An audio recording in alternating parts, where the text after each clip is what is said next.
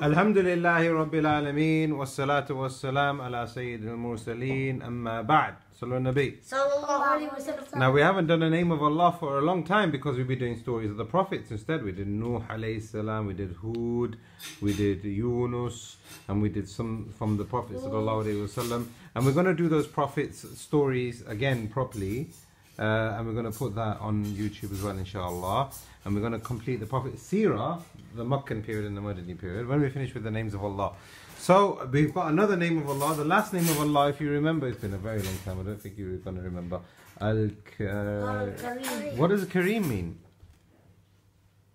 That Allah provides. Allah provides. Good, very close. Allah's generous. Allah's generous. Kareem is Allah's generous. Today we've got a. Can you read it, Saleh? Shadda Fatha. As-Salam. As-Salam. What's that, Muhammad say? Meme? Peace. Meme Dammamu. As-Salamu. Which means peace. Right. What does peace mean? Without looking at the board, what does it mean by peace? Does it mean piece of cake?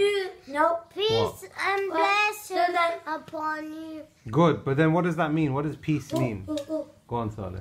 Peace, like have good on you. Exactly, yeah. So that nothing bad happens. I said peace be upon you. Yeah.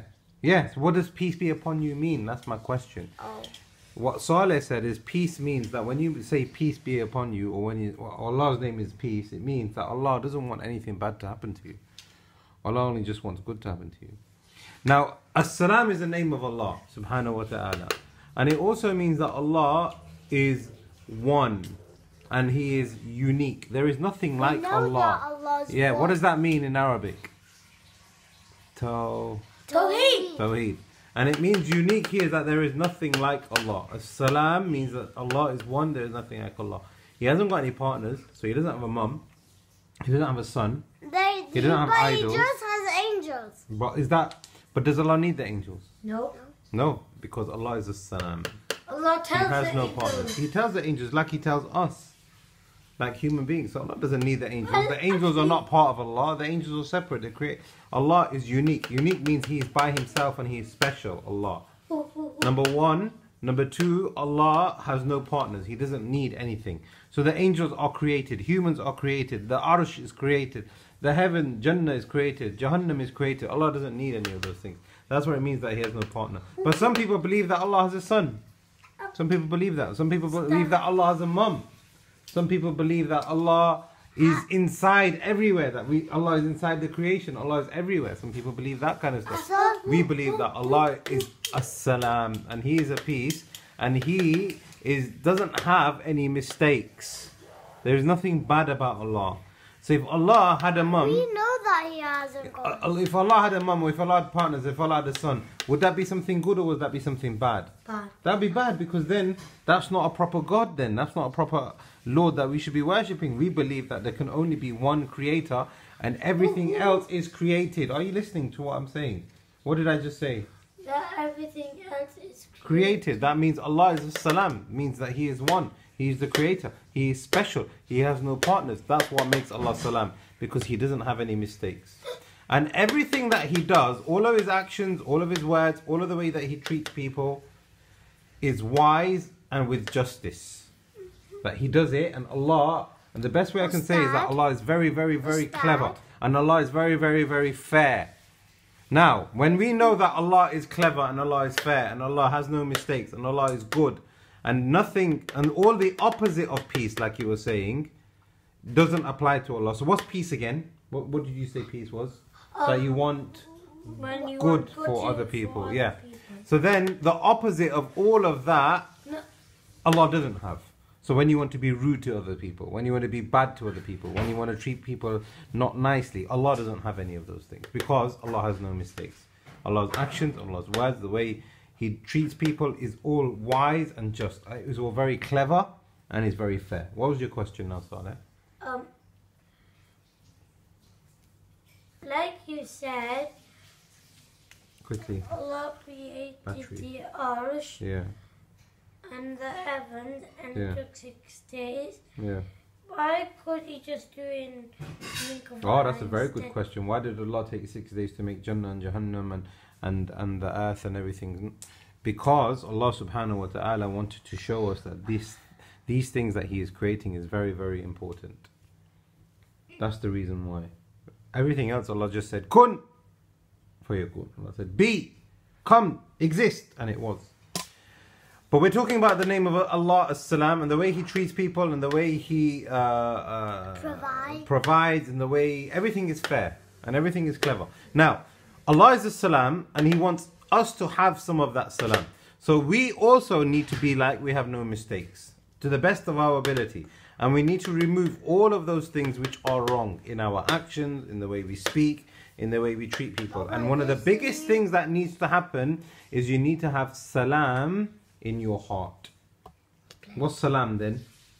What does peace mean in your heart? Yes, Saleh? Iman. Iman, good. Yes, Muhammad? Iman, good. But what peace means in your heart, Saleh, sit up properly. It means that you need to have a nice heart towards other people. So if you see someone doing something bad, remember you do sittir. If you want to do a good deed, remember tayyib. Nice. If you are just walking and if you are just talking, if you are playing with other people, remember jameel. You have to have a nice heart so that you can have a salam in your actions, in your words, in the way you treat people, so that you can become clever. Allah will make you become clever. Allah will make you become fair, and Allah will take away all those bad things away from you. Yeah, like a scary bad thing. Like a what? Scary bad thing. Yeah, exactly. Allah will take that away from you because you are salam. Now this is good. Because Allah is a salam and He'll take away bad things because you have been good. This is the next point, which is if you do good deeds, Allah will give us peace. In the dunya, Allah will give us peace. But guess what? As-Salam, Dar as-Salam is actually a name for one of the names of Jannah. And Allah says in the Quran, Wallahu yad'u ila Dar as-Salam. And you did that when you were doing Surah Yunus. Allah says that He is calling us to Dar as-Salam. He is calling us to go to Jannah. How can you get to Jannah, Muhammad? There's two things that you need. Number one. Taqwa. Taqwa is number two. Very good. But what's number one? Iman. Yeah. Good. Tawheed. Nobody will go to Jannah unless he has Tawheed. What do you do with that Tawheed? You need to do good deeds. Do the right thing and stay away from the wrong thing. It doesn't matter even if it's your best friend telling you to do the wrong thing and nobody is looking. You think, no, astaghfirullah. Tawheed. Allah is looking. Allah is telling us to go to His Dar as-Salam. Allah is telling us to go to the place of Salam in this dunya and also in the Akhirah if you do good deeds. Now there is a surah in the Quran which is Surah Safat. And in Surah Safat Allah talks about Nuh. Allah talks about Ibrahim, Musa, Harun. And another Nabi that you've probably never heard of, Ilyasin. There's a name of a Nabi, a prophet. His name was Ilyasin. And in this surah, Surah Safat, Allah says, Salamun ala. Allah, His peace is upon Nuh alayhi salam, Ibrahim alayhi salam, Musa, Harun, Ilyas alayhim as-salam jami'an. Everyone. That is because they did good deeds and Allah was happy with them. Muhammad. Especially Muhammad sallallahu alaihi wasallam, definitely. Now, do we know what Allah will give us if He gives us salam? We don't know. But what we do know is Allah is a salam and He will protect us, and we don't know how He will protect us. He will be nice to us, but we don't know how He will be nice to us. And He will give us good things, but we don't know how He will be giving us good things. We can't put a number on that. You don't know how it's going to happen. We think that we want something, but Allah gives you something more. Now, let me end with this hadith of the Prophet ﷺ. This is a very important hadith. When the Prophet ﷺ moved to Medina, the first thing he said to the people of Medina, he said, O people of Medina, if you want to enter Jannah, then you need to believe in Allah. Have Tawheed. And you will not believe in Allah until you love one another, until you have salam in your heart. And you will not have salam in your heart and love one another until you do something, which is, if you do it, shall I tell you how to do it, how to get it? Say Assalamu alaikum to each other. Assalamu alaikum. When you meet each other, when you say Assalamu alaikum, that's actually a dua. That is actually a dua. You are saying, I want you to be happy and I want you to be safe. And then you say, I want you to be happy and I want you to be safe as well. That's exactly the meaning of Assalamu alaikum. Assalamu alaikum means I want you to be happy and I want you to be safe. Wa alaikum assalam. And then you say, yeah, I want you to be happy and I want you to be safe. When you have people like that, then they end up doing good deeds to themselves and to other people. And then they have a good connection with Allah and they have tawheed and taqwa. What's going to happen to them? No, I said salam to Appa. Good. What does that mean, Muhammad? Alaikum. What does it mean though? Assalamu alaikum. What does it mean? I want you to be Happy. and I want you to be safe. And when people have good hearts, they will do good actions and they will do good words and they will remove all of those things which are bad, because everybody has things that are bad, including me, including you, everybody. But we need to remove that and we need to ask Allah as-salam to give us that.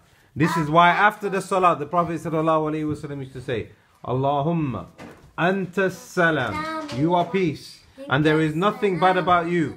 Wa minka salam, and from you comes peace and you will give me peace, Allah. Make me do good deeds and remove those bad things away from me. Tabarakta ya dhul jalali wal ikram. That's a very important dua that we need to remember. Can we say it together? Allahumma anta salam wa minka salam tabarakta ya dhul jalali wal ikram. Can you say it by yourself? Allahumma anta salam. Allah anta salam wa كالسلام تباركت يا جل جلال. Good. Muhammad, can you say it? Good. Yeah, so you have to remember that. After salah you finish, you are asking, oh Allah, give me peace so that I can become better. And I am saying that you have tawheed, Allah, because you are salam. That means you are special. And you don't have any partners, and everything that you do and say is fair and good. Make me like that, Allah, in my actions, my word, and make my heart good inside, so that I can do good deeds and I can be nice and have peace in the dunya and your Jannah in the akhirah, just like you gave to those prophets before. And I don't know how you're going to give it to me, but I want some of that goodness that you've got for me. Yes, very quickly, sir. I think this is gonna end in 30 seconds. Okay, very quickly, Muhammad. What does Salamu Alaikum mean? I want you to be... I want you to be happy and I want you to be Excellent. safe. Right. هذا والله أعلم. Allah anta salam. Oh, Allah, you are salam. And make us have salam in our lives and give us the salam until we see you. Say Ameen. Ameen. هذا والله أعلم وصلى اللهم على نبينا محمد وعلى آله وصحبه أجمعين. Muhammad, press the button. Bye bye. Say salam. Say salam. Salam.